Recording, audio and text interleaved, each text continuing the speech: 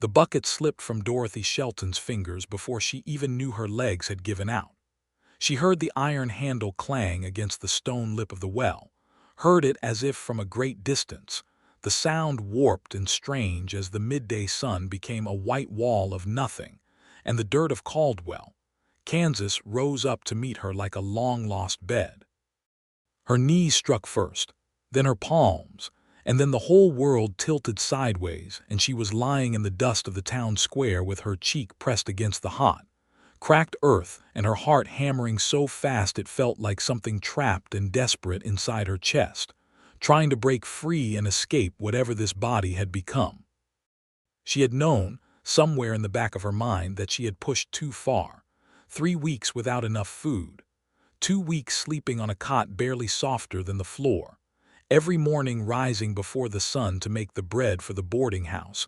Every night collapsing onto that cot long after the last lamp in Caldwell had been extinguished. She had told herself it was fine. She had told herself she was strong. She was Dorothy Shelton, and Dorothy Shelton did not fall apart in the middle of a dirt street in front of God and everyone. But apparently her body had not received that particular memo. The sun burned against her closed eyelids. She heard voices somewhere above her, heard boots on the dry ground, heard someone saying her name, and she thought distantly and with some bitter amusement that she had now given the gossips of Caldwell something genuinely interesting to talk about. Then she heard his voice, deep and steady, cutting through the noise the way a bell cuts through fog, calm in the way that only a man who had seen real chaos could be calm, because he had learned that panic was a luxury that got people killed. Step back. Give her air. All of you step back right now. She felt a hand beneath her head, large and warm, lifting her carefully from the dirt. She felt the shadow of him fall over her face, and the relief of that shade was so immediate and so physical that she nearly wept. Miss Shelton. The voice was closer now, quiet, meant only for her. Can you hear me? She managed to open her eyes. Marshal Oliver Shelby was kneeling in the dirt beside her, and he did not look like a man who intended to go anywhere. That was the moment everything changed. She just did not know it yet. He had arrived in Caldwell, Kansas, 8 months before Dorothy did, in the autumn of 1878. When the cattle drives were still thick enough that the town's single main street smelled like something between a stockyard and a saloon on any given evening. He had ridden in on a bay gelding named Copper, carrying a letter from the county sheriff and a reputation that arrived ahead of him like weather. Oliver Shelby, formerly of Abilene, then briefly of Wichita, a man who had cleaned up 2 towns that most sensible people had written off as permanent disasters. He was 31 years old, broad through the shoulders, with dark hair that always needed cutting and gray eyes that had a quality Dorothy would later describe to her sister as being like looking at still water. You could not tell how deep it went until you dropped something in.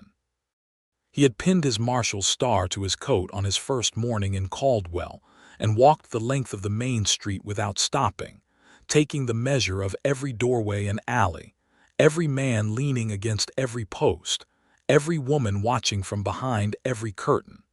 He was not the kind of man who made a show of himself. He was the kind of man who made mental notes and then acted on them later, quietly and with surgical efficiency. And that was why he was still alive when men who were louder and faster and more dramatic were already buried. The town of Caldwell in 1878 and 1879 sat at the edge of the Kishom Trail, which meant it was a town of transition, a place where things moved through rather than settled. Cowboys came up from Texas with their herds and their wages and their hunger for something other than trail dust and hardtack. Merchants tried to build permanence out of what was essentially a seasonal economy. Women ran boarding houses and laundries and restaurants, doing the invisible labor that kept the whole restless engine from shaking itself apart. And there was always, underneath all of it, the constant low hum of violence, not inevitable but always possible, the way a summer storm is always possible in a flat Kansas sky. Oliver had learned to read that hum. It was part of what made him good at his job. Dorothy Shelton arrived in Caldwell in the spring of 1879, in April, when the prairie grass was coming back green and the air smelled like possibility and also like cattle. She came on the stage from Wichita, and she came alone, which was unusual enough that people noticed.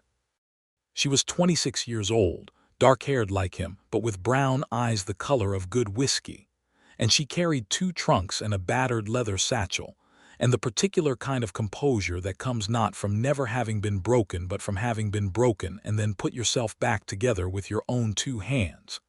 She had been born in Ohio, raised on a farm outside Columbus, the second of 4 children. Her mother had died when she was 19, her father 2 years after that, leaving her and her older sister Clara responsible for a younger brother and sister, who were then 17 and 15 respectively. She had worked, and she had managed, and she had gotten the younger 2 through to adulthood, and then at 25 she had looked up from the accounting ledger she had been keeping for a local dry goods store and realized that she had given every last piece of herself to everyone else and had nothing remaining that was just hers. So she had answered an advertisement. The advertisement had been placed in a Wichita newspaper by a woman named Mrs. Edna Prout, who ran a boarding house in Caldwell and required a capable young woman to assist with the management of the property. It was not glamorous. It did not promise adventure. But it was somewhere else, and somewhere else at that particular moment in Dorothy's life was the most appealing thing in the world. She had written. Mrs. Prout had responded, and in April of 1879, Dorothy Shelton had gotten on a stage in Wichita with 2 trunks and a satchel and a quiet, fierce determination to build something that belonged to her.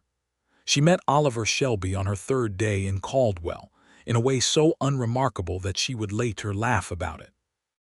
She had been coming out of Morrison's general store with a paper-wrapped package of salt and a candle, and he had been going in, and they had nearly collided in the doorway. He had stepped back. She had stepped back.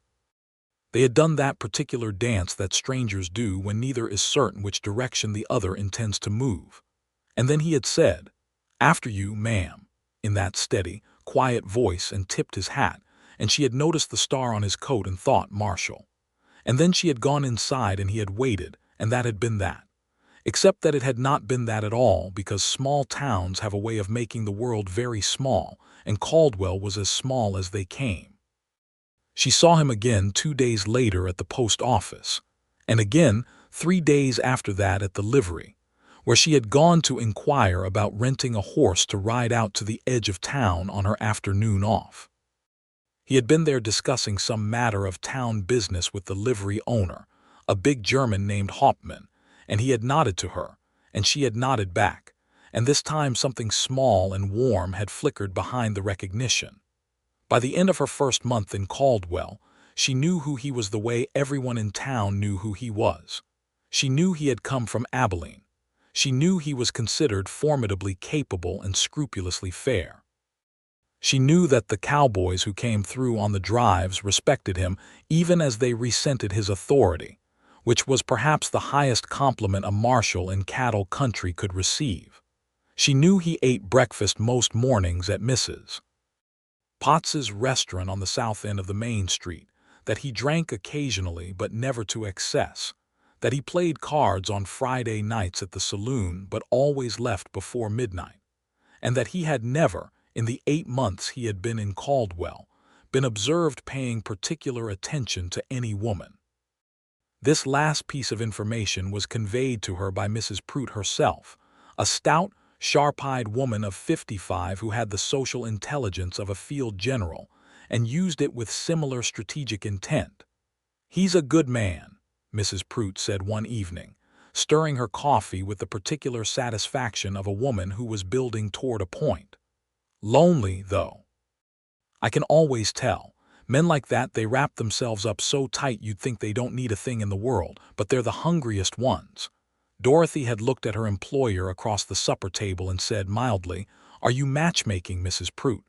"I am observing," Mrs. Prout said with great dignity.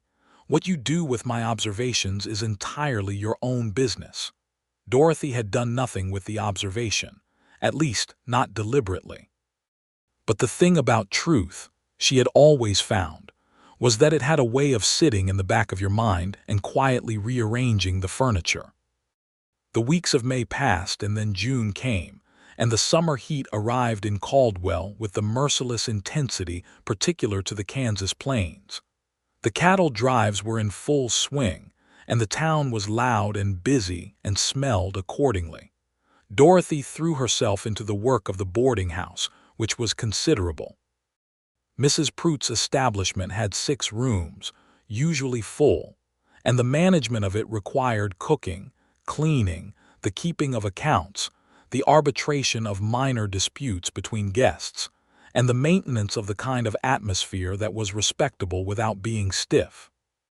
Dorothy was good at all of it, and she knew she was good at it, but the work was consuming in a way that left little room for anything else.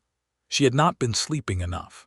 She recognized this as a problem, and yet found herself unable to solve it, because there were always accounts to finish and always bread to begin before sunrise. She had not been eating enough either, a habit from lean years that was hard to break even when the table was full. She was thinner than she should have been, with shadows under her eyes that she hoped people attributed to the heat. Oliver noticed. She did not know this yet, but he had noticed on a morning in late June when he stopped in at the boarding house to speak with one of the guests about a matter she was not privy to. She had answered the door herself, because Mrs. Pruitt was at market, and he had looked at her in that still, assessing way he had, and she had seen something shift behind his gray eyes, some calculation or concern quickly covered.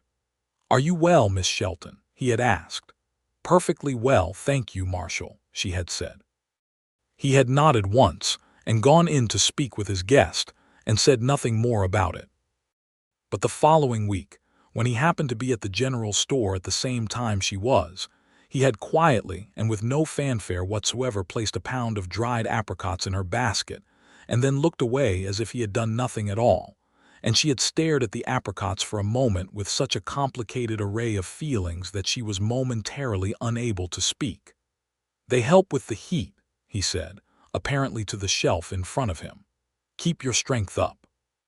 She had looked at the side of his face and thought, with some precision, that she was in a great deal of trouble. She paid for the apricots herself, because she was not the kind of woman who accepted charity without negotiation, and on her way out she said, "Thank you, Marshal," in a tone that she hoped communicated both gratitude and independence simultaneously.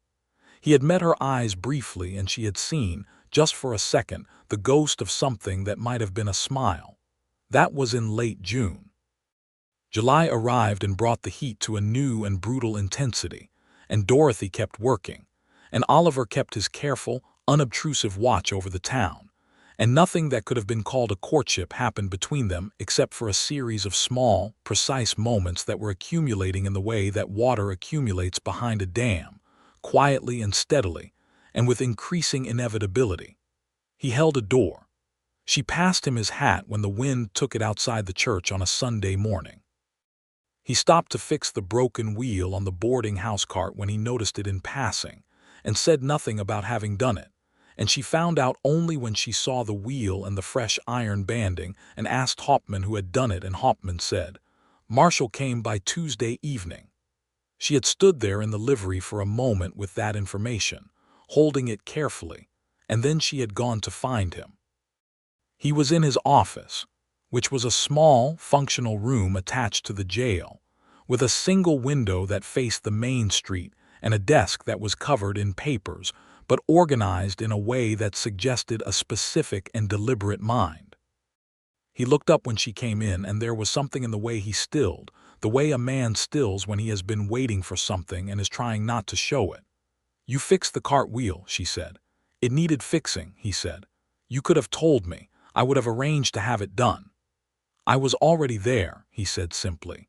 She looked at him for a moment across the width of his desk, across the gulf of all the things that were not being said, and she decided to say one of them. "Why do you look after me?" she asked. "And don't say it's your job. I know what your job is." The silence lasted just long enough to tell her that she had landed on something real. "Because someone should," he said finally quietly, and she felt those 3 words move through her like a current. She said nothing else. She went home. She lay awake for a long time that night, listening to the heat wind move across the prairie and thinking about what it meant for a person to be cared for, not because they had asked for it, not because there was an obligation, but because someone had simply decided that they mattered. She was not certain she had ever been looked after that way before. She had been the one doing the looking after for so long that the experience of being on the other side of it was foreign and slightly disorienting, like stepping off a ship onto land that still felt like it was moving. She told herself to be careful. She told herself that she had come to Caldwell to build something for herself, not to lose herself in someone else. She had a dark past of her own making, not dark in any criminal sense, but dark in the way that years of sacrifice and grief and suppressed desire leave marks that do not always show on the outside. She had given herself away piece by piece to obligations and losses, and she was in the process of trying to recover what was left. Getting attached to a man who wore a Marshal star in a cattle town was, by any sensible calculation, a complication she did not need. She told herself all of this and believed approximately half of it. July burned on, and then on the 12th day of July, 1879, in the white heat of high noon, Dorothy Shelton went to the well in the center of the town square to draw water for the boarding house. Because the pump in the kitchen had broken that morning and Mrs. Prout was waiting on the water, and Dorothy was already 3 tasks behind and had not eaten anything since before dawn, and had slept perhaps 4 hours, and the sun was a physical force pressing down on her like a hand. She cranked the handle of the well. She felt the bucket descend on the rope. She felt the familiar ache in her arms and back from the morning's work, and beneath that a deeper exhaustion that had been building for weeks, and beneath that, suddenly, something else entirely. A spinning. A lightness that was not lightness at all but its terrible opposite. A silence in her ears that grew until it became everything. The bucket slipped from her fingers. And Dorothy Shelton, who had managed a farm and managed accounts, and managed a household and managed a boarding house, who had managed every hard thing that had come her way with her jaw set and her hands steady, went down into the dirt of the Caldwell town square and did not get back up. Oliver was crossing the street toward the post office when he heard the sound. It was a particular sound, the sound of a body falling, which is different from the sound of an object falling, in ways that a man learns to distinguish if he spends enough time in places where people get hurt. He turned before he had consciously decided to turn. He saw her on the ground and he was already moving. He was there before anyone else. He would be the last to leave, but that came later. In that first moment there was only the single clear imperative of her being on the ground in the heat and him needing to get to her. "Step back," he said to the people who were already clustering, the natural human magnetism of crisis drawing them in. "Give her air. All of you, step back right now." He knelt beside her in the dust and put his hand under her head, lifting her carefully, and she was lighter than she should have been, which told him everything about those shadows under her eyes and the thinness of her face, and the way she had been going and going without stopping. He said her name and she opened her eyes and looked at him, and what he saw in her face in that moment, the exhaustion and the embarrassment and underneath it all a kind of terrible relief at not being alone, cut through every careful distance he had been keeping between himself and the particular problem of Dorothy Shelton. "I am all right," she said, because of course she did. "You are not all right," he said, because he did not lie to people who needed the truth. "Don't move." He got his arm around her and lifted her, and she made a sound of protest that he did not acknowledge, and he carried her out of the direct sun to the covered porch of Morrison's store, while 36 people watched from a respectful distance that he had established and intended to maintain. He set her down on the bench along the porch wall and crouched in front of her, his hand at her wrist, counting her pulse. It was fast and thin, the pulse of someone who had depleted themselves past the point of easy recovery. "When did you last eat?" he asked. She looked away, which was answer enough. "When did you last sleep more than 5 hours?" She said nothing. He stood up, went into Morrison's store, and came back out with a glass of water and a tin of crackers that he set in front of her with the quiet authority of a man who was not offering a suggestion. "Drink," he said. Slowly, she drank. Some color came back into her face. He watched it come back with an intensity that he was aware was not entirely professional, but that he did not attempt to moderate, because there were things more important than professional distance, and Dorothy Shelton's face going from the color of bleached cotton back to something approaching normal was currently at the top of that list. People passed. A few offered help and he thanked them and kept them moving. Mrs.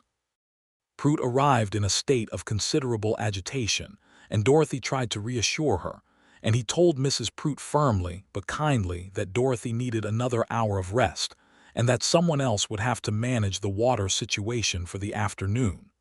Mrs. Prout looked at him and then at Dorothy, and then back at him with the expression of a woman who was updating a very large and complex ledger. "I'll send my nephew," Mrs. Prout said, and left. He stayed. He stayed because she was still not steady, and because the heat was still savage, and because the thought of leaving her alone on that bench with her pulse still too fast and her eyes still too bright from the effort of not showing how bad she felt was not something he was capable of. He brought her another glass of water. He sat on the edge of the porch step with his back against the post and did not talk at her, because he understood that people who have been pushed past their limits often do not need words. They need the company of someone who is not demanding anything of them. After a while she said quietly, "I hate this." "I know," he said. "I don't do this. I don't collapse in the middle of the street and cause a scene." "You didn't cause a scene," he said. "You got sick. It happens to people." "Not to me." "Well," he said, "it happened to you today." She was quiet for a moment. "Then you're not going to make me feel worse about it." "No," he said, "I'm not." She looked at him then, really looked at him, with those whiskey-brown eyes that had been cataloging him in small pieces for the past 3 months and were now doing something different, were looking at the whole of him. And he let her look because he had nothing to hide and everything to lose, and had decided somewhere between the moment she hit the ground and the moment her color came back that he was done with careful distance. "Why are you still here?" she asked. "You must have things to do." "I do," he said. "I'll do them later." The afternoon moved around them in its slow July way, the town going about its business, the heat gradually easing by increments so small you could only measure them by how slightly less impossible everything felt. He got her more water. He talked to her, eventually, not about anything that mattered particularly, about the cattle drive that had come through that week, about a letter he had received from his brother in Missouri, about a book she had mentioned once in passing that he had since acquired and read with genuine interest. He was doing it on purpose, the talking, keeping her present and slightly distracted from her body's betrayal while her system steadied itself. She seemed to know this and seemed to be allowing it, which he took as a sign that she trusted him more than either of them had acknowledged. At 4 in the afternoon she said she felt well enough to stand, and she was right. She was steadier now, the feverish brightness gone from her eyes. He stood with her and walked her back to the boarding house, and at the door he said, "You need to sleep tonight. Not 4 hours. 8. "You can't order me to sleep," she said, but there was something soft in her voice that had not been there before. "Consider it a formal recommendation from the town marshal," he said. She looked at him for a moment on the porch of the boarding house with the late afternoon light turning everything gold around them, and he watched something happen in her face, some decision being made or some wall being quietly lowered, and she said, "Thank you, Oliver." It was the first time she had used his name. He felt it like something physical. "Dorothy," he said, and that was all, but it was the entirety of what he meant. He walked back to his office. He did everything that needed doing for the rest of that day and into the evening. But all of it was conducted in the light of those few hours on the porch of Morrison's store, in the warmth of her finally looking at him, the way he had been wanting her to look at him since approximately the second week of May. She slept 10 hours that night. She told him so the next morning when he appeared at the boarding house door with a wrapped package from Mrs. Potts's kitchen, biscuits and eggs, and a jar of apple preserves, which he handed to her with an entirely neutral expression. "For the household," he said. She took the package. "Liar," she said mildly. And for the first time in her presence he smiled, and it was a real smile, the kind that changed the whole architecture of his face, and she blinked at it as if someone had unexpectedly lit a lamp. They began, after that, to talk.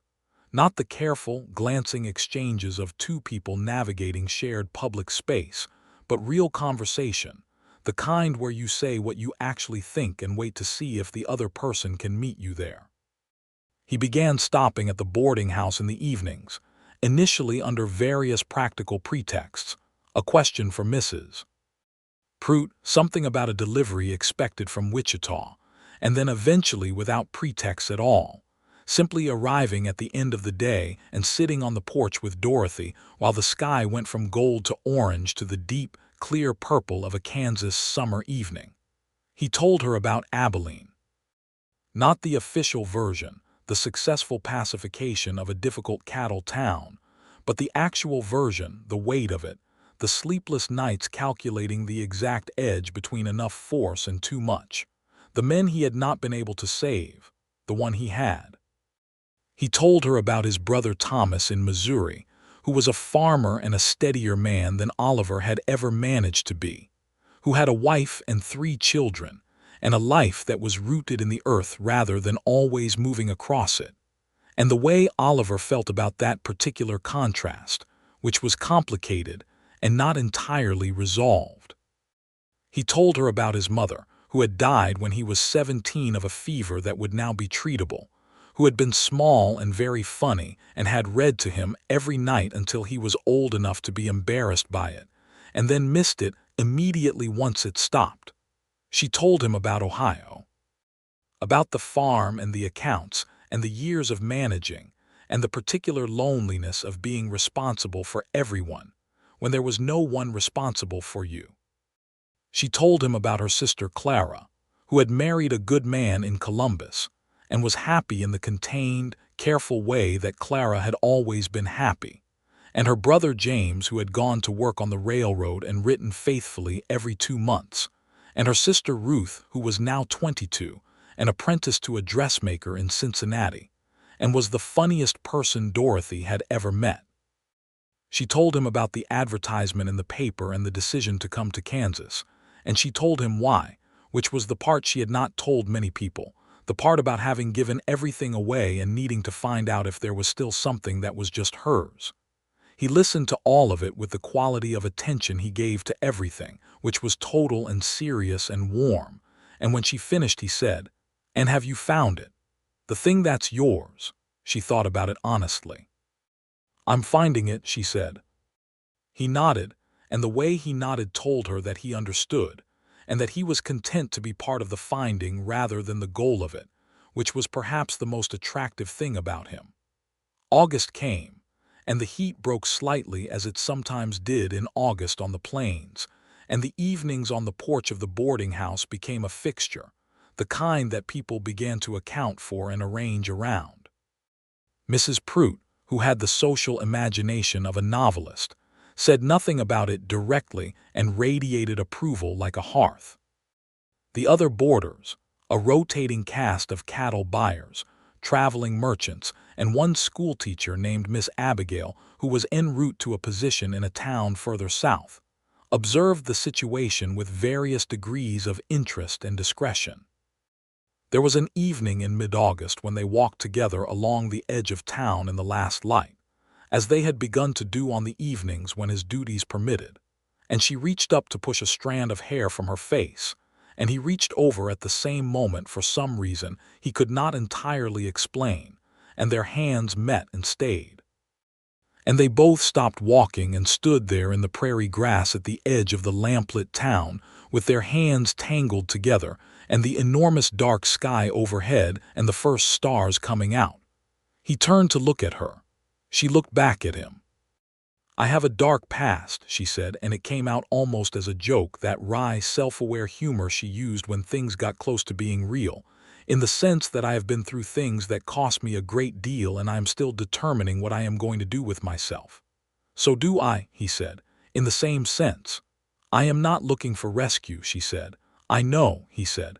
I'm not offering it. What are you offering? She asked, and her voice was steady and direct and brave in a way that he found extraordinary. Company, he said, for as long as you want it, and whatever follows from that, if anything does, at whatever pace makes sense to you. She looked at him for a long time in the fading summer light, this quiet, solid, careful man who had been tending to her without making a claim, who had carried her out of the dirt and stayed on the porch for hours and brought her biscuits and fixed her wheel, and listened to everything she said as if it mattered, which meant she was beginning to understand that she mattered. I would like that, she said. He did not kiss her then. He squeezed her hand once firmly, and they walked back to the boarding house in the dark, and that was everything, and it was enough. He kissed her for the first time 3 weeks later, in September, on the same porch in the same evening hour, and it was not dramatic, but it was perfect. The way things are perfect when they have been arriving for a long time and are finally just there, complete and right. She kissed him back with the full force of everything she had been holding carefully contained, and he received it with the same gravity and warmth he gave to everything. And when they separated, she pressed her forehead to his collarbone and laughed. A sudden, released, genuinely happy sound, and he put his arm around her and held her, and thought that this was the thing he had not known he was missing, until Caldwell and the woman in it had shown him precisely what the shape of it was. They moved into a courtship that was conducted with all the seriousness both of them brought to things that mattered. He was not a man of grand gestures. She was not a woman who wanted them. What he gave her was consistency, showing up, being where he said he would be, doing what he said he would do, listening, thinking about what she needed and providing it without being asked. What she gave him was the same, the quality of her attention, the steadiness of her care, and something that was harder to name but that he felt as a kind of anchoring, the sense that in all his years of moving through difficult places, she was the first thing he had encountered that made him want to stay put. They were not without tensions. He had a tendency to manage things without consulting her, which came from years of professional necessity and which she found both understandable and maddening. She had a tendency to overextend herself and deny that she was doing it, which came from years of being the one responsible, and which he found both admirable and infuriating. They had 2 real arguments in October, one about a threat that had come in against a boarding house guest and his decision to handle it without telling her, and one about the fact that she had been working through a chest cold for 4 days and had not mentioned it to him until the 5th day when she could not speak properly. Both arguments were loud, at least by the standards of 2 people neither of whom were natural shouters, and both were resolved by the method they had independently developed, which was to say everything they needed to say and then stop talking and think about it and come back when they were ready to listen to what the other person had actually meant underneath what they had said. After the first argument, he told her things beforehand. After the second, she let him bring her soup. October passed into November, and the cattle drives wound down, and Caldwell became quieter and colder and more itself, less the transient, wild-edged place it was in summer and more a small town of real people trying to get through winter with their dignity and their provisions intact. On a Saturday evening in November, 3 months after the evening in the prairie grass, Oliver asked Dorothy to marry him.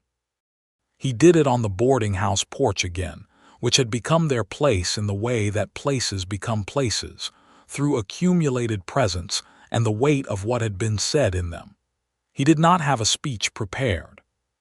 He had thought about whether to have a speech prepared and decided against it on the grounds that speeches were not honest, and he had never been willing to be dishonest with her. He said, "I know you came here to find something that was yours. I don't want to be something that takes that away from you. I want to be something that is part of it. I want to be your husband, Dorothy, if you'll have me, and I want to build a life here in this town, a real one, not the provisional life I've been living for 10 years. I want that with you." She was quiet for long enough that he thought, with something close to terror, that she was going to say no, and he was already preparing himself for the particular kind of pain that would be, the kind that comes from having correctly identified what you wanted and not being able to have it. But she was not quiet because she was hesitating. She was quiet because she was making sure she was saying the right thing. "I came here to find something that was mine," she said, slowly and carefully. "And I found it. And I found you, and I need you to know that those are two separate things, that I am not giving up one to have the other." "I know that," he said immediately. "As long as you know that," she said, "then yes, I will marry you, Oliver." He let out a breath that carried a month of held tension with it, and she laughed at the sound of it, and he pulled her close and she put her arms around him, and they stood there on the porch in the cold November night with the stars enormous overhead, and the planes going on forever in every direction, and everything that had been building between them since a July afternoon in the dirt was fully and completely arrived.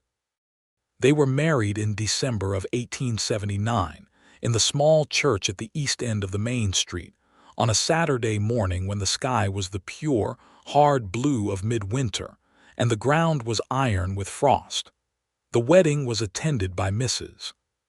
Prout, who wept freely and with great satisfaction, by Hauptmann from the livery, by Morrison from the general store, by half the permanent residents of Caldwell and several visiting cattle buyers who happened to be in town and were not going to miss a celebration, and by Dorothy's sister Clara, who had made the journey from Columbus when Dorothy's letter arrived and sat in the front pew with tears running silently down her face from the moment Dorothy appeared in the doorway.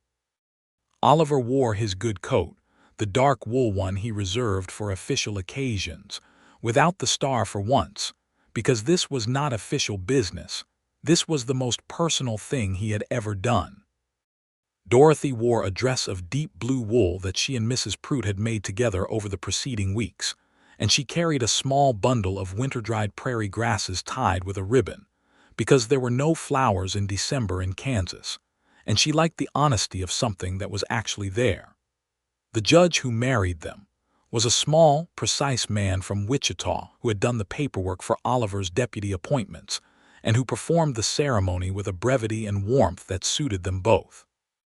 When it was done, when they were standing together in that cold church with everyone they knew watching, Oliver took her face in both his hands and kissed her with a tenderness that made Clara cry harder and made Mrs. Prout clap once, sharply, with enormous approval. Dorothy, her hands wrapped around his wrists, felt the full weight of the word, married. She had not imagined in the spring, when she had stepped off that stage in Caldwell with her 2 trunks and her satchel and her determination, that this particular outcome was possible. She had not let herself imagine it, which now struck her as a failure of imagination on her part. Because here it was. Here he was. They celebrated in the way Caldwell celebrated things, at the saloon's largest table, with good food and bad whiskey and music from a fiddle player named Charlie Birch, who played for 2 hours without repeating a tune, and danced Mrs. Prout off her feet in a way that everyone found delightful. Oliver and Dorothy were home by 9, which by the standards of the occasion was practically early, but they were not people who needed the party to validate the event. The event had been validated in the church, in the cold light, with his hands on her face. They settled into married life with the same quality they had brought to everything else, which was seriousness and attention, and a willingness to navigate the gaps between 2 strong, independent people who had each been managing alone for a long time, and were now figuring out what it meant to stop. He was still the marshal. She was still the capable, driving presence at the boarding house, though her role was evolving as Mrs. Prout, with quiet satisfaction, began handing over more of the management. They lived initially in the 2 rooms he had been renting at the east end of town, which were too small, and began almost immediately making arrangements for something larger, a small house on the south side of Caldwell that was available for purchase and that had, in its modest backyard, a pump that worked. Dorothy stood in the backyard of that house on the first day she saw it and looked at the pump and then at Oliver and said, "This is the one." He understood her completely. They bought the house in January 1880 and spent February and March making it into something. Oliver was more capable with his hands than she had initially realized, which she discovered when he rebuilt the kitchen shelf without measuring anything and it was perfectly level, and when he repaired the window frame in the front room with a deftness that spoke of a boyhood on the kind of farm where you learned to fix what was broken because there was no one else to call. She painted the front door a deep red, which Mrs. Prout called bold and Oliver called exactly right. By the spring of 1880, Dorothy was running the boarding house as its effective manager, Mrs. Prout having retired into the role of senior advisor with visible relief and genuine pride, and Oliver was dealing with a new complication in the form of a cattle baron named Herschel Vance, who had acquired 3 ranches to the south of Caldwell, and was beginning to exert the kind of economic pressure on the town that, in Oliver's professional experience, tended to precede other, less legal kinds of pressure. Vance was not a criminal. He was something more complicated than a criminal, which was a powerful man who operated in the border territory between legal and not, who bought influence and bent rules and used the weight of his money to shape outcomes in his favor, and who had not yet, in Oliver's careful assessment, crossed a line that would make him actionable, but was moving steadily toward it. Dorothy knew about Vance because everyone in Caldwell knew about Vance, and she knew about Oliver's concern because Oliver told her about it, having learned from their October argument that not telling her things did not keep her safe, it just kept her uninformed, which was both insulting to her intelligence and practically counterproductive. "What does he want?" she asked one evening, sitting across from Oliver at the kitchen table with the accounts for the boarding house spread between them, being temporarily set aside for this. "The same thing men like that always want," Oliver said, "to be the largest force in the room. Can you stop him?" "Within the law," he said, "yes. If he steps over the line, but I can't act on what I think he's planning, I have to act on what he does." She looked at him steadily. "And if he does something that comes after the boarding house, or after you, then I'll deal with it," he said. "We'll deal with it," she said. He looked at her. "We," she said firmly. He accepted this the way he accepted the things about her that were non-negotiable, with a respect that sometimes looked like surrender but was actually something else, the recognition that she was right. In the spring of 1880 there was a fire. It started in the livery stable, late on a March night, and it was not an accident. The investigation that Oliver conducted in the following weeks was meticulous and thorough and led, eventually, to a man named Cole Dupree who worked for Herschel Vance's operation, and the trail from Dupree back to Vance was real enough to put pressure on but not yet solid enough, in Oliver's judgment, to be taken to a court without being contested and losing. What Oliver did instead was talk to Vance. He rode out to the largest of the 3 ranches on a Tuesday morning alone, which Dorothy did not love, and sat across from Vance in his study and laid out in precise and quiet terms exactly what he knew and exactly what the consequences would be if anything else happened in the town of Caldwell. Vance was a big man, red-faced and silver-haired, accustomed to other men backing down. Oliver was not other men. "I don't know what you think you have, Marshal," Vance said. "I have enough," Oliver said. "And I keep good records."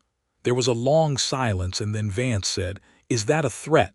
"No," Oliver said. "A threat implies I want something from you. I want nothing from you, Mr. Vance, except the security of this town.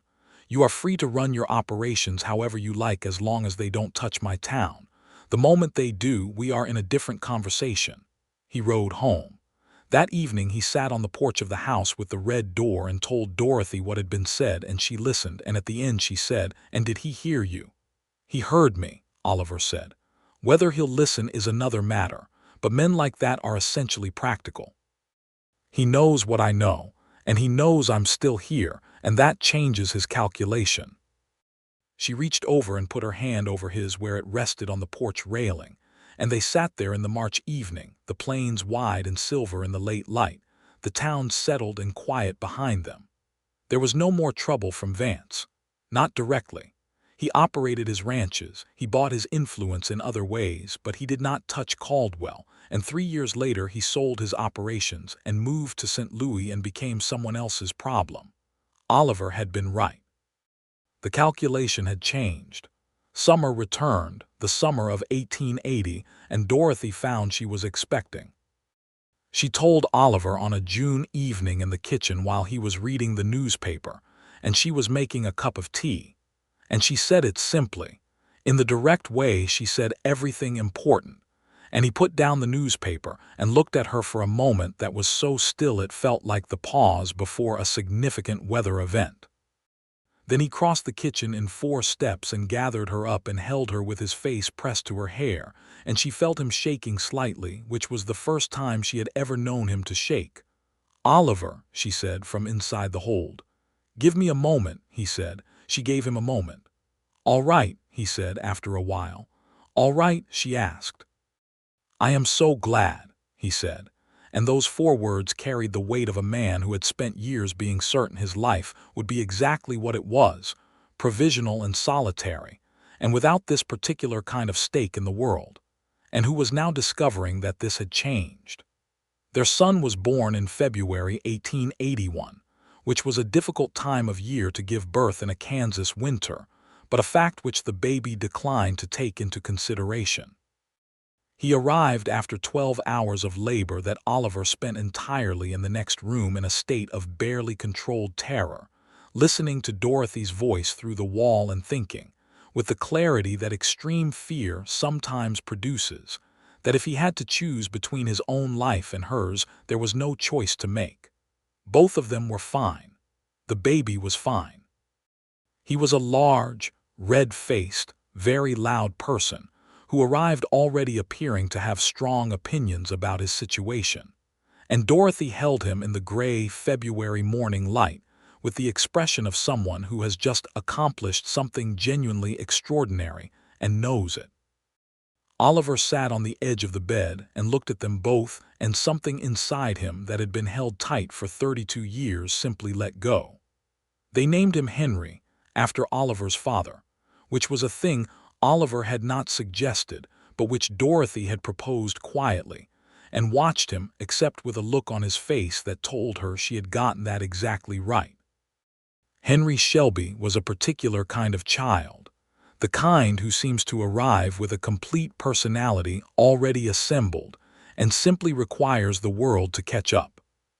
He was curious about everything, fearless in the way that toddlers are fearless when they have been loved consistently enough to assume the world is basically safe, and he attached himself to Oliver with a totality that was both touching and physically demanding, because Oliver could not cross a room without Henry attempting to follow. And by the time Henry was 18 months old and walking with the aggressive determination of someone with a great deal to do, Oliver had become accustomed to conducting nearly all of his off-duty life with a small person either in his arms or attached to his leg. Dorothy watched this with a love so large she sometimes did not know what to do with it. She was running the boarding house with genuine authority now, Mrs. Prout having formally handed over the management in 1880 and retreated to a rocking chair on the front porch from which she dispensed opinions freely and received them poorly. Dorothy had expanded the operation slightly, adding a lunch service for the regular trade that came through the main street, which proved popular enough that by 1881 she was employing 2 young women from town, Sarah and Nell, who were competent and quick, and whom Dorothy paid fairly and treated well, and who responded to this by working with an investment in the place that made everything run better. She had built something that was hers. She had not given herself away to do it. These 2 facts sat side by side in her daily experience as a kind of ongoing satisfaction that was quieter and more sustaining than happiness as she had previously understood it. The years moved. Henry turned 2, then 3, then 4, with the velocity unique to children, each year containing more than it should and leaving more behind than you expected. He became a specific person, dark-haired like both of his parents, with Oliver's gray eyes and Dorothy's directness, and a particular quality of his own that was entirely Henry, an intense and earnest engagement with everything. Every question asked and pursued until the answer was found and examined from all sides. Oliver taught him to ride when he was 4, on a patient mare named Clover who belonged to Hauptmann, and who had spent so many years being ridden by beginners that she had developed a philosophical acceptance of the whole enterprise. Dorothy watched from the fence of the livery yard while Oliver led Clover in slow circles with Henry on her back, and Henry's expression was one of supreme and concentrated joy, and Oliver looked up once and met her eyes over the distance, and the warmth that passed between them was the kind that comes from having built a life together and knowing, clearly and without qualification, that it was good. In the summer of 1882, Dorothy was expecting again. This time she told him on the porch, in the evening, in the same light that had been the backdrop for so many of the important moments of their life in Caldwell, and he kissed her and held her and said, "Good," in the simple, certain tone that she had come to recognize as the highest register of his feeling. Their second child arrived in March 1883, and was a girl, red-faced and loud in the tradition established by Henry, and they named her Alice, which had been Dorothy's mother's name, and Oliver held Alice in the first hour of her life with the same undoneness he had shown with Henry. This large, quiet, capable man completely at the mercy of something that weighed 8 pounds and was screaming. Henry was 2 years old when Alice arrived and approached her with the same earnest intensity he brought to everything, examining her with great seriousness, and then announcing that she was very small, which was accurate, and subsequently appointing himself her official advisor on matters related to the household, a role he would maintain with dedication throughout their childhood. Dorothy watched her children and her husband and the house with the red door, and the boarding house that was hers and the town that had become, without her having planned it, home, and she felt the particular satisfaction of someone who had made choices based on what was true rather than what was easy, and found that the truth had been worth it. Oliver turned 40 in 1888, and he was the same man he had been at 31, quieter perhaps, more settled in himself, with more gray in his hair and more lines in his face and the same steady quality to him, the same still water depth that had been there from the beginning.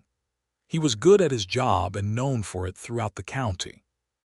He had trained 2 deputies who were themselves now competent marshals in neighboring towns, which was a thing he was quietly proud of without ever saying so. He and Dorothy had been married 9 years, and he thought about that sometimes, 9 years, and what it meant that he had gone from a man who had been provisional and solitary, always ready to move on, to a man who could not imagine leaving this particular dirt street in this particular flat corner of Kansas, because this street contained his wife and his children and his work, and the whole of what he had decided was worth building. One evening in September of 1888, he came home to find Dorothy standing in the backyard in the last light, her back to him, looking at the pump. He came up beside her and followed her gaze, and they stood there together in silence. "What are you thinking about?" he asked. "The well," she said, "in the square. I walk past it every day and I never go near it." He was quiet. "I was so embarrassed," she said, "for a long time that I felt like that in front of everyone." "You were exhausted," he said. "You had pushed yourself past what any person could sustain." "I know," she said, "but there was something else. When I went down and I couldn't get back up, there was a moment where I thought, this is what it is to have nothing left. And then you were there, and you were the only one there, and the first thought I had was, I don't have to manage this alone." He turned to look at her. "That was the first time in my adult life," she said, "that I had that thought, that I didn't have to manage something alone." He did not say anything for a moment, because what she had just given him was a precise and specific and irreplaceable gift, The knowledge that in the most depleted moment of her life his presence had been what mattered, had been what changed something. "You never have to manage anything alone," he said. "Not anymore." She turned and looked at him in the September light, and the love in her face was the kind that years make, the kind that has been through arguments and exhaustion and fear and grief, and the grinding ordinary miracle of daily life, and is not diminished by any of it but rather deepened, the way rivers are deep in the places where they have run longest. "I know," she said. He put his arm around her, and she leaned against him, and they stood in the backyard until the light was entirely gone, and the stars were out, and Henry called from the back door, 14 years old, and possessed of the specific pitch of voice that indicated he wanted supper, and was beginning to develop concerns about whether it was happening. Alice's voice came from somewhere inside the house, 7 years old and already fully aware that if she asked for supper in a sufficiently compelling way she would get it faster than Henry would, which was a strategic insight she deployed regularly. Dorothy laughed, and Oliver felt the laughter against his side, and they went inside. The boarding house continued to thrive through the late 1880s. Dorothy had expanded it twice, cautiously and with thorough planning, adding 4 more rooms in 1885 and a separate parlor for guests in 1887.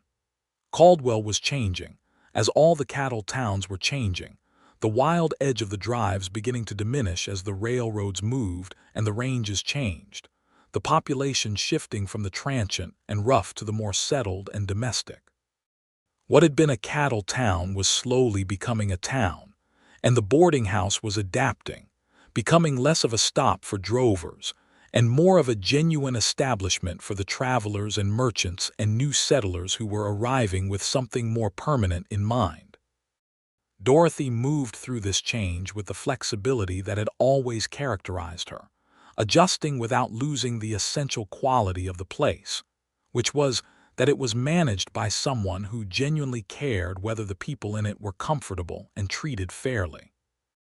She was known throughout the county as the woman who ran the best boarding house on the Kisham Trail, which was a title she accepted with the wry awareness that the Kisham Trail was itself winding down, but which she appreciated nonetheless.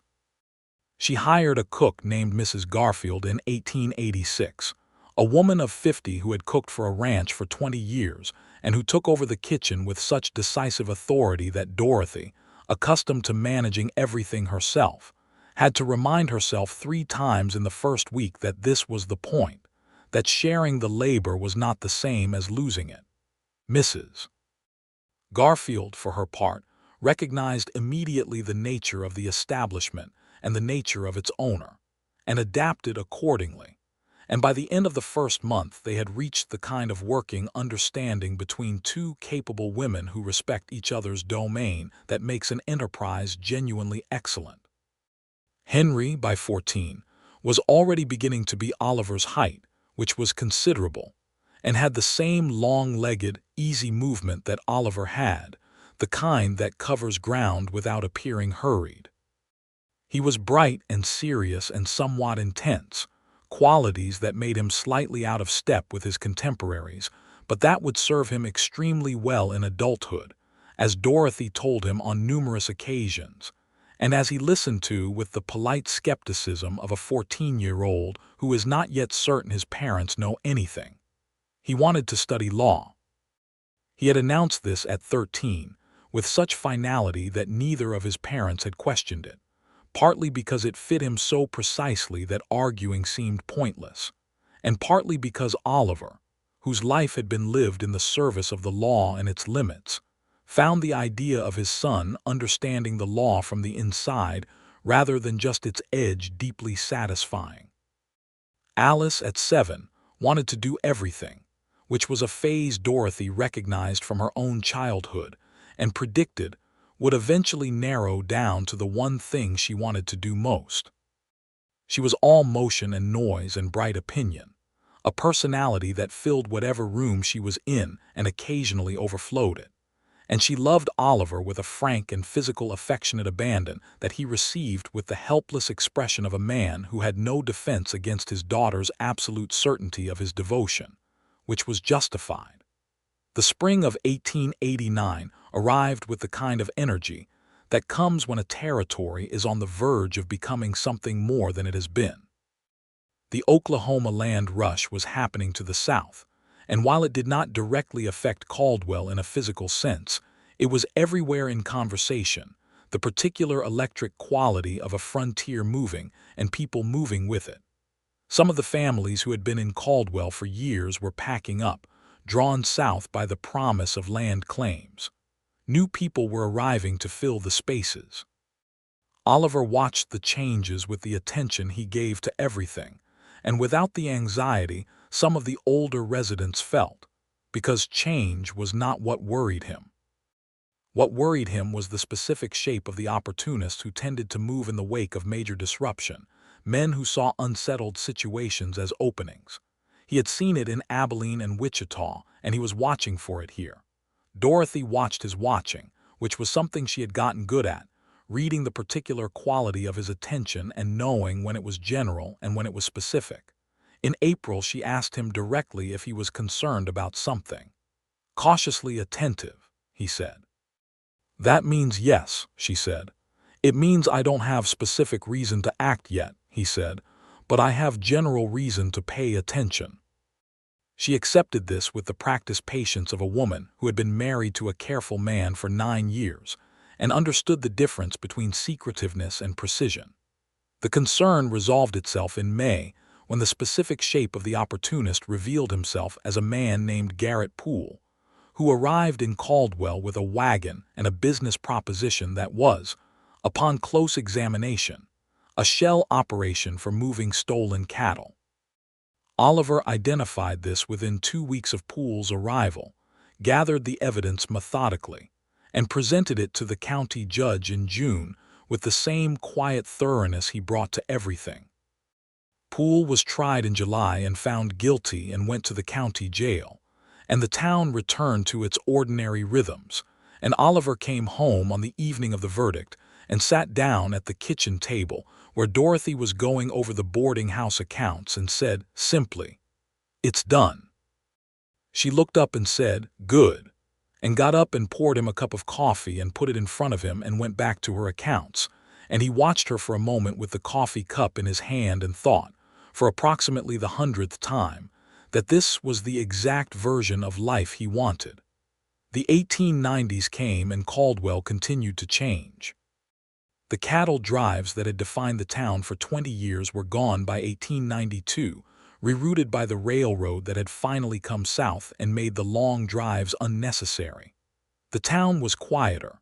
Some of the businesses that had served the trail trade closed, but Caldwell survived, as towns that have real people in them tend to survive because the people adapted. Oliver's job changed too. Less of the immediate, physical management of the conflict that cattle towns required, more of the patient, civic management of a growing and increasingly orderly community. He hired a second deputy in 1891, a young man from eastern Kansas named Will Cross who was 22 and methodical and good, and who reminded Oliver occasionally and uncomfortably of himself at that age, which meant Oliver worked hard to make sure Will knew what had been learned in the intervening years. Dorothy's boarding house had become the most established business on the main street by 1893, which was the year she and Oliver celebrated their 14th anniversary. Mrs. Pruitt had died in 1890, peacefully, in the chair on the porch where she had spent the last decade dispensing opinions, and Dorothy had mourned her genuinely and deeply, because Mrs. Pruitt had been the one who had seen something worth seeing in the young woman who had stepped off the stage with 2 trunks and a satchel and had done something about it, and the particular shape of Dorothy's life in Caldwell was in some essential way traceable to that decision. She said this to Oliver on the night of Mrs. Pruitt's burial, sitting on their own porch in the dark.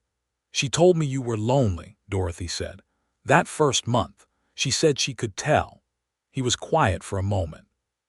"She wasn't wrong," he said.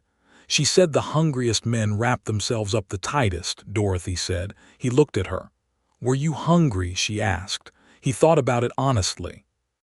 I didn't know I was, he said, until I knew you. She took his hand. Henry turned 20 in 1901, which was a year that felt like a turning, the new century arriving with all its complicated promise. He had been studying law by correspondence and with a lawyer in Wichita for 2 years, and was preparing to go to Kansas City for proper schooling, which was both the logical next step and the thing that had Dorothy lying awake in the early mornings in the weeks before his departure, making peace with the fact that children are not made to stay. Oliver had already made his peace with it, or appeared to have, in the way he appeared to have made peace with difficult things, by thoroughly thinking it through and accepting the outcome. On Henry's last evening at home before the stage to Wichita and then the train north, the four of them sat around the kitchen table for supper, the meal that Dorothy had cooked herself without Mrs. Garfield's help, because this particular meal was not a boarding house supper. It was theirs, and she made everything Henry had always loved, roast chicken and cornbread and apple cake, and they talked and laughed and ate well. And after supper Henry and his father walked out to the backyard together and stood there in the dark talking for a long time in the low voices of men who have a great deal to say to each other and have learned to say it carefully. Dorothy watched them from the kitchen window, her hands around her coffee cup, and Alice came and stood beside her, 17 now and taller than Dorothy, but with the same dark hair and the same tendency to see what needed seeing. Henry's going to be magnificent, Alice said. He is, Dorothy agreed. Papa's trying not to show how much he'll miss him, Alice said. He is, Dorothy agreed again. Alice looked at her. Are you all right? Yes, Dorothy said and meant it. It's the right thing. He's going to the right place to become who he's supposed to be. That's what you want for them. That's the whole point. Alice nodded, considering this with the serious intelligence she had brought to things since she was 7. Is that what you felt? She asked. When you came here, that you were going to the right place. Dorothy thought about April of 1879, the stage from Wichita, the flat Kansas landscape, the 2 trunks and the satchel and the determination. I felt like I was going somewhere, she said. The right place was waiting when I got there. Henry left the next morning on the 8 o'clock stage, and Oliver stood on the boardwalk outside the stage office watching the coach until it was out of sight. And Dorothy stood beside him with her hand in his. And when the stage was gone, he turned and she looked at his face, and saw there what she had seen on the porch of the boarding house 14 years ago when she had looked at him for the first time with full attention. The depth of him, the great and quiet depth, and the fact that she had been given access to it. He'll write, she said. I know, Oliver said. He's a good letter writer. He gets that from you, she said. He looked at her with something that was half surprise, half recognition. Oliver was indeed a good letter writer. It was one of the things she had learned early, that the man who was sparing with spoken words had an entirely different relationship with written ones, that his letters to his brother Thomas and to Will Cross, who had moved on to a marshal position in another county, were full and genuine and eloquent in a quiet way. Come on, she said. I have to open the house.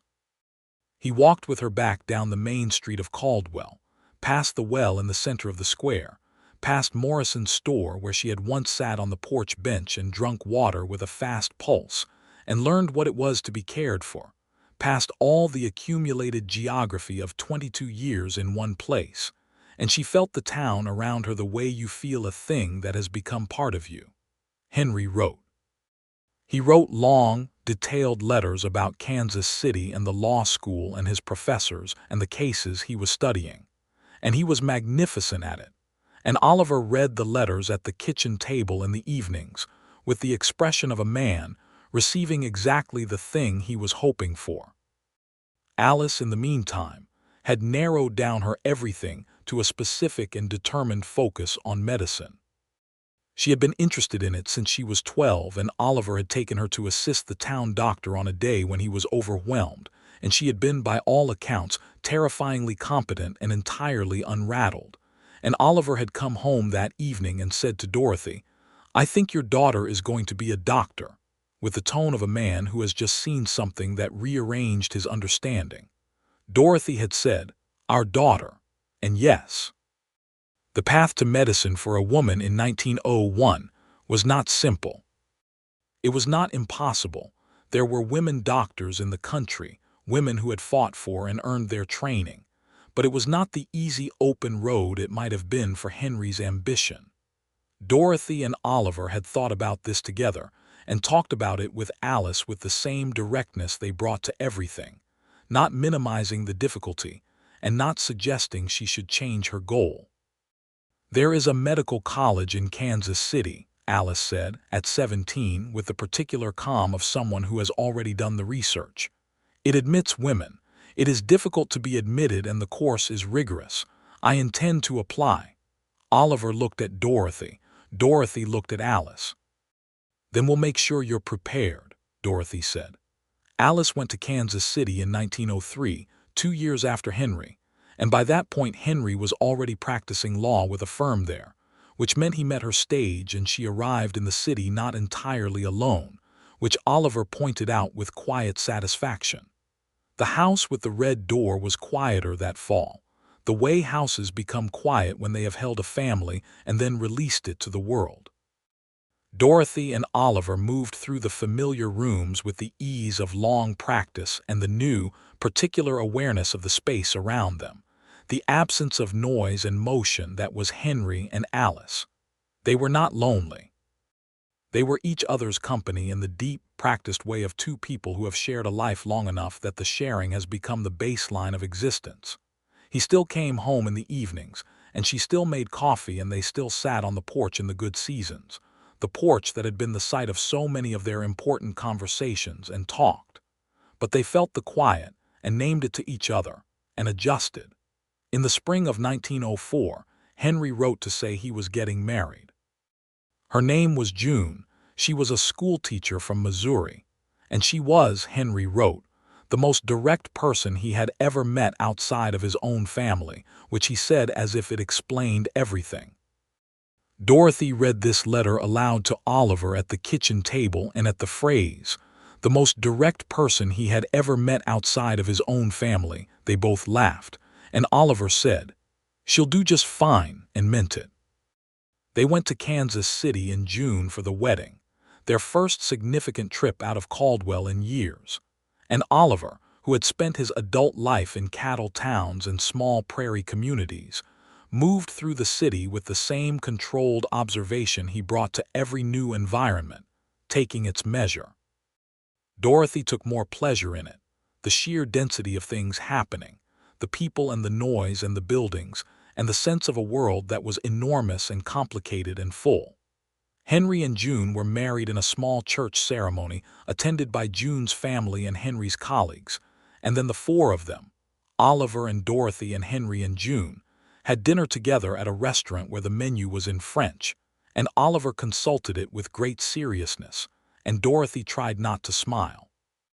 June was exactly what Henry's letter had suggested, direct, warm, with a dry wit that emerged unexpectedly, and a quality of attention to people that reminded Dorothy of Oliver at his best.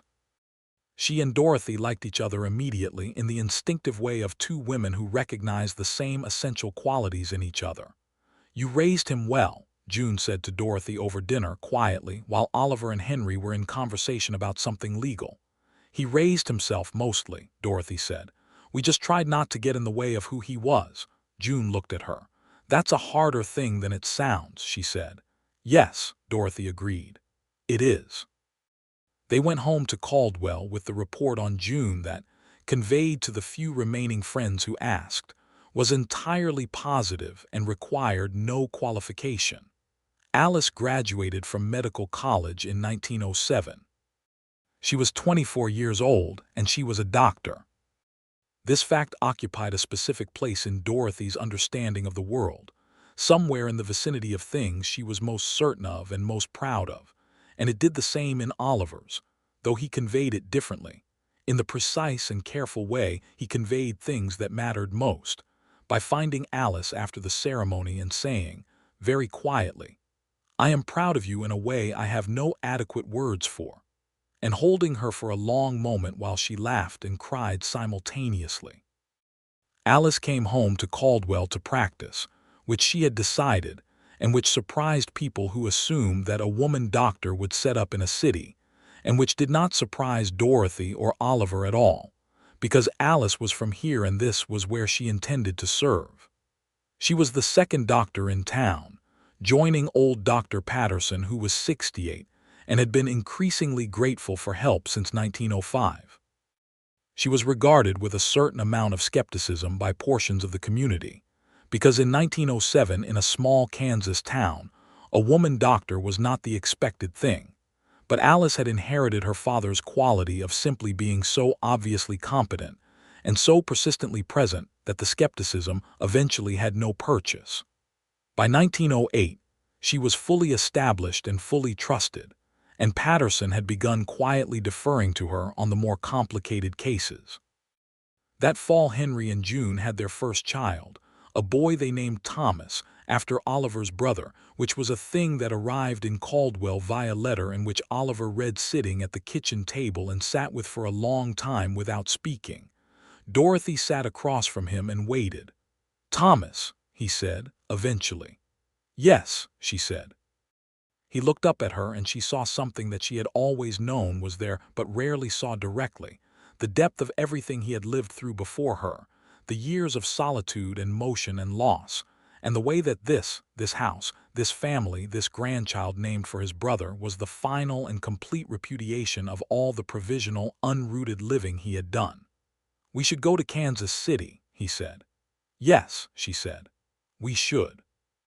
They went in October, and Oliver held Thomas for the first time in the parlor of Henry and June's house, and the expression on his face was the expression Dorothy had seen when he first held Henry, and when he first held Alice, the absolute undoneness of it, and she thought that this was what you did not see from the outside looking at a man like Oliver Shelby, this absolute capacity for love, this vast and careful heart.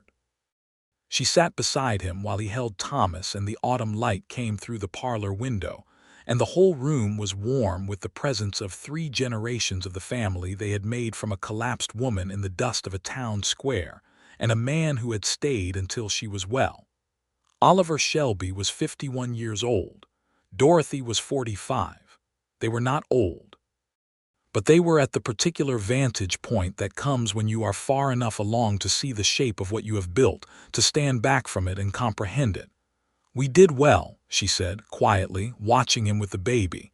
He looked up at her. "We did," he said. They returned to Caldwell and the house with the red door. Oliver continued as marshal, though Caldwell's needs were gentler now than they had been in the cattle drive years, the kind of management that requires steadiness and community trust more than physical courage. He was good at it in this form too, as he had been good at it in its harder form. He was respected in the way that people who have spent decades doing something with integrity and care are respected, not because they demanded it, but because they earned it. Dorothy continued running the boarding house, though she had by this point handed the day-to-day operation largely to a capable young woman named Rosa Malone, who had come to work there at 18, and who, over 5 years, had developed into exactly the kind of person the place needed. Dorothy had done for Rosa what Mrs. Pruitt had once done for her, which was to see what was there and create the conditions for it to develop, and she felt this as a kind of completion, the circle of it. She kept the accounts herself. She always kept the accounts herself. In 1910, Oliver turned 53 and decided to step back from the marshal's position. He did not retire entirely. He was not the kind of man who could, but he trained Will Cross's replacement, a man named James Holbrook who was 30 and solid, and passed the star to him in a brief and almost ceremoniously plain transfer of authority that the town observed with the particular mixture of ceremony and respect it deserved. He had been the marshal of Caldwell, Kansas for 32 years. In that time, the town had been transformed from the rowdy edge of the cattle frontier into something genuinely rooted and civil, and his presence had been part of that transformation, not the only part, not even the largest part, but a consistent and essential one. He came home on the evening of the transfer and put his badge on the kitchen table and looked at it for a moment. Dorothy came and stood beside him. "How does it feel?" she asked. He thought about it. "Like a relief," he said, "and strange." "You'll get used to strange," she said. He looked at her. "You always do," she said.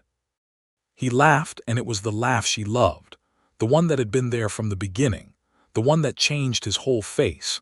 And she stepped into his arms, and he held her in the kitchen with the badge on the table, and the red door closed against the October evening. And she thought of July 1879, a well and a bucket and a collapsed woman, and a voice cutting through the noise saying, "Step back.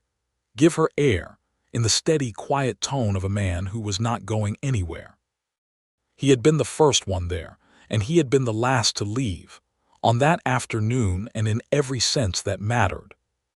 She had come to Caldwell to find something that was hers, and she had found it, all of it. The work and the house and the friends and the children and the grandchild and the life that was fully and completely her own, built by her hands and her choices, shaped by her capabilities and her courage.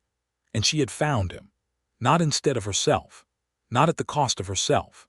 Alongside herself, the way a good thing runs alongside another good thing, each making the other more possible. In the spring of 1912, Henry and June had a second child, a girl they named Dorothy, which arrived via letter on a Tuesday morning, and which caused the original Dorothy to sit down at the kitchen table with the letter in her hand, and not move for a considerable length of time. Oliver came in from the backyard where he had been doing something to the fence and found her sitting there and picked up the letter and read it. He set it down. He pulled out the chair beside her and sat. They were both quiet for a long moment in the morning kitchen, with the light coming in and the sound of Caldwell going about its Tuesday business outside, and the knowledge of a small girl in Kansas City who had been given the name that had been on a stage ticket from Wichita in April 1879. "She's going to be trouble," Dorothy said, finally. "If she takes after you," Oliver said, "then yes, the very best kind." She looked at him, at this man she had been given, at the gray in his hair and the lines in his face and the still quality of his eyes that had not changed in all the years she had been looking into them. "Oliver," she said. "Dorothy," he said. 33 years of marriage in those two names, a whole life in the way they said them. Alice came by in the afternoon, as she often did on Tuesdays between patients, and they told her, and she held the letter and looked up at them both with that direct, luminous look of hers. "A niece named Dorothy," she said. "Excellent choice." "I believe your brother thinks so," Dorothy said.